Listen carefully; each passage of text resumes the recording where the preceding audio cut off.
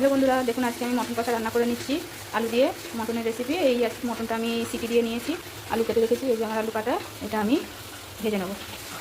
কড়াই গরম হয়ে গেছে, আমি তেলটা দিয়ে নেব।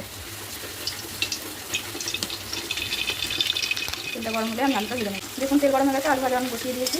আলুটা আমি লাল করে একটু ভেজে নেব। দেখুন আলুটা আমার লাল করে ভাজা হয়ে গেছে। এবার আমি আলুগুলো সব একটা করে তুলে নিয়ে দেখাচ্ছি। এই যে আলুগুলো আমি লাল করে ভেজে নিয়েছি, তুলে নিয়েছি। এবার এই তেলেই আমি ফোড়নের জন্য দিয়ে দেবো তেজপাতা আর গোটা গরম মশলা। দেখুন ফোড়নটা আমার দেওয়া হয়ে গেছে। এবারে এর মধ্যে দিয়ে দেবো চিনিটা দিলাম কালার হওয়ার জন্য, মাংসটার কালারটা একটু ভালো হবে, তার জন্য চিনি দিলাম। এবার দেবো এর মধ্যে এই যে কুচনো পেঁয়াজটা তেলের মধ্যে দিয়ে নেব।